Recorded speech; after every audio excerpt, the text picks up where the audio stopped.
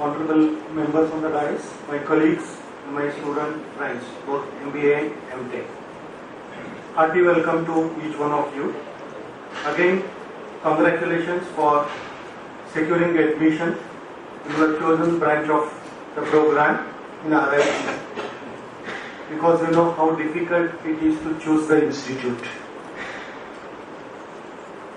Each one of you have joined MTech or MBA program, and you have your own expectations about what after 2 years of postgraduate program, either MTech or MBA. Each student after completion of 2 years of MTech or an MBA will move out of the RIT with a job in a green company or join Institute of Higher Learning for pursuing PhDs like IITs and NITs for engineering. And also some of you will go abroad for pursuing your research in best universities. And also a few of you move out with a business plan of your own for startup. This is what we wish as an institute and you and your parents desire. To accomplish your objectives, you have to make the best use of the learning opportunities at RIT and gain the knowledge, skills and the competency required to achieve your objectives. The most important aspect that I am going to focus is you are lucky to seek admissions in an autonomous RIT. I think before taking admission to the RIT, you might have heard many things about both positive as well as the negative about the autonomous institutes. Some might have considered you that autonomous means they have got their own syllabus, they only teach what they want to teach, sometimes they never cover the syllabus, and what they have taught, they will set the question papers and pass 100% results. My friends, this is not true. Those who have not understood the power of the autonomy, they are making such statements. I am going to tell you in 2 minutes what autonomy is. Autonomy is all about giving the learners the multiple opportunities to learn the way he wants to learn. So this power of autonomy, power of learning, RIT wants to extend to its students. There are 3 important components of autonomy. First is the design of curriculum. Second is how we deliver this curriculum. And third, we assess how the students have learned what we want them to learn. In brief, so designing the syllabus, RIT has got a 3-pronged approach to this. Based upon the guidelines given by All India Council for Technical Education regarding what will be the graduate attributes. For example, after completing MTech or an MBA, what a postgraduate student will be able to do. They have listed 12 important skills, right from mathematical fundamentals to the communication skills. That becomes the first input for designing the curriculum. And second, a faculty member who is expert in this area is going to look for how we can accomplish my course which I am going to float, how and what aspects of these skills it is going to affect. Ultimately, it is a board of studies of the department which is going to finalize the entire structure, that is consisting of different learning modules. It may be the theory, practicals, tutorials, field assignments, internship projects. All these are different learning modules which help the student to complete the entire or to accomplish this entire 12 skills that is listed to make them employable and research oriented. This is the second phase, that is the BOS. And ultimately the approval to this BOS, and BOS consists of the senior faculty members of the department, and also there are invited members from best proven academicians, industries, and also we take feedback from our alumni to contribute towards this. And also we have got an industrial advisory board or an academic advisory board for each department to know what exactly is required by the industries in the next 5 years, next 10 years, so that we are able to inculcate in this syllabus. So this is the framework how we look to framing the syllabus. And ultimately the approval to the syllabus is given by an academic council. Director will be the chairman of the academic council, and it consists, for RIT it consists of 33 members, all the professors and the head of the departments, and there will be invited members, best proven academicians and industrialists, and also university has 3 nominated members on this, which is the final authority in framing all the rules and regulations, the standards of education and the curriculum approval. This is how an autonomous RIT frames its syllabus. And if you know the members, if you go through our documents on the website, you will know who are the members on this board. Especially on our academic council, we have got the highly regarded members who have accomplished the excellent track record in their academics and industry standards. We have got industrialists. Now, if the syllabus is good, it's not only is going to get what we want. The second comes the delivery. How we are going to make the students learn. This is the second aspect. So we have got a battery of teachers which are charged, and especially for both undergraduate and the postgraduate programs, we adopt an outcome-based education, which is a proven model in the US universities. And also now in India it is going to be mandatory. Whereas very few institutes in India are just say that they are not known, leave over to practicing. So we are practicing this outcome-based education since last 5 years.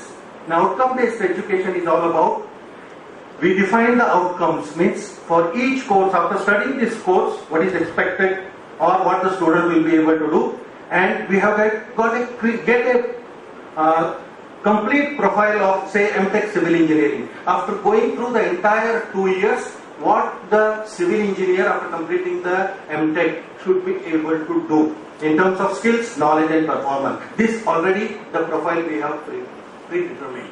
An entire teaching learning process is focused at that, how we can make the students learn is very important. So multiple teaching, it's not lecture is one form, but multiple opportunities are given to the students the way they want to learn, because learning styles are different.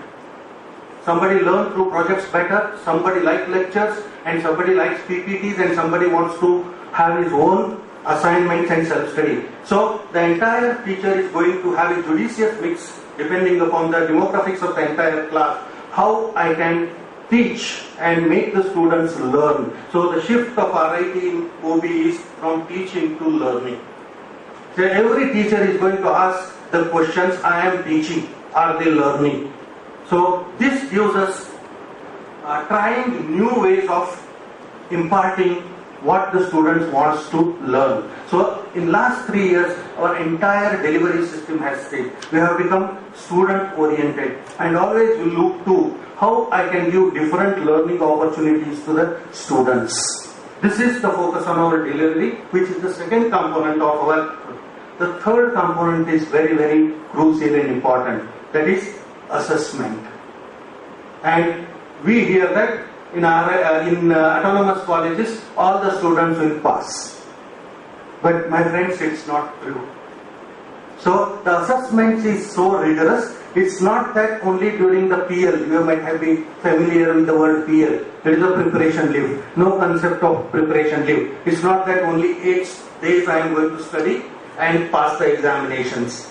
It's not just a reproduction. We exactly follow the Bloom's taxonomy levels. Especially for postgraduate education, our focus will be on application, creating, analyzing. So even if you see, entire assessment process is based upon all this. Means what the student is expected to learn, is he able to learn? And if he is not able to learn, how we can make him learn? So that's why we are giving him an opportunity to learn what he has not learned in the 15 days, and again give him an opportunity to do the examination and pass. So that ultimately, only thing that we want to make sure that he is going to learn what we make to learn. So our entire assessment scheme is targeted towards learning of the student. This is how our autonomy works. So don't be under the illusion that once I have joined in autonomous colleges, I am going to get the degree of MTech in 2 years. But ultimately we will see that, and our system is designed, the mechanisms are so that we will, irrespective of your percentage in BTech or the other degrees in MBA, you have come from diversified background, but ultimately we see that the entire process and the mechanism will see that you will come up to that level at the end of 2 years. This is what we look to as a valuation in RIT's educational system. Ultimately, the most important aspect for both MBA is an internship training, where you are going to get the industry practices, and this is going to be the great learning for you, and for MTech the dissertation work. Because in 2 years course of MTech, about 40% of the credits are devoted exactly to that. Out of total 82, 34 credits for your dissertation. You can imagine how important this dissertation is. Ultimately, this dissertation is going to make you a postgraduate engineer. Because at the end of the dissertation, we look to each MTech students. Each of the student should be able to identify the problem. Maybe in his own domain area or maybe in multiple area. That's why we have, in a course itself, we have embedded multidisciplinary approaches.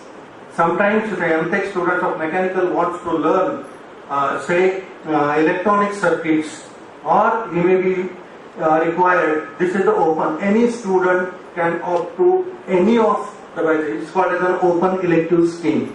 And that's why we are bridging the barriers, where we are overcoming the barriers between this and most of the courses. Ultimately, in the next 2 years, we are planning for an entire choice-based courses. Even a student, when he joins, he will be able to select, this is what I want to learn. So we are slowly progressing towards this. Now, MTech students have an opportunity to learn from any branches of engineering, right from civil to electronics to computer to electrical. So this opportunity we are extending. And ultimately, the one most important, I will take a minute. What is the difference? Most of us doesn't know the difference between the undergraduate program and the postgraduate program. Most of the students say that, okay, it will be an extension of it. You have studied theory, you have done practicals, you have done industry training, and you have done project in BE also, BTech also, and you are doing it. But my friends, the only difference between the UG and PG is, in UG, the teachers will be after you. There will be a guided learning for you. Here, the role of an institution and the teachers is to give you a learning opportunities and show the direction. Ultimately, the responsibility of learning will be on the students. This is a major change you should understand. So that's why there will be a difference in learning. Only you should decide, okay, I want to learn. And teacher is going to give you how you should learn and what opportunities are available. So opportunities may not be only in the premises of the college. So we have got so much of good networks outside the institutes, with industries, with research institutes, and also beyond India. In some of the best universities we have contact. Only you express wish that I want to learn this, those opportunities will be provided to you. So there is a limitless opportunity for learning will be provided to you. And the major difference is a student should be owning the responsibility of learning. This is the major difference between the undergraduate and postgraduate. Under undergraduate, we will be after the students. Do this, have you done the homework, have you appeared for the examination? But here, you are a matured student, you should be matured enough to know what I should learn and leave us how I should learn, we are going to answer. So, to conclude, RIT is committed to providing you the quality education. The institute encourages and guides the learners to look beyond the prescribed curriculum. We believe in uncovering the syllabus rather than covering the syllabus. You are going to explore the syllabus, the scope of the syllabus. Not covering but uncovering the course is a major agenda for us. We extend intellectual support to our students when they decide to walk that extra mile. So wishing you, we nurture and polish young minds and guide them to face the challenges and prepare you not only for careers of your choice in India, for global careers. Wish you all the best. Thank you.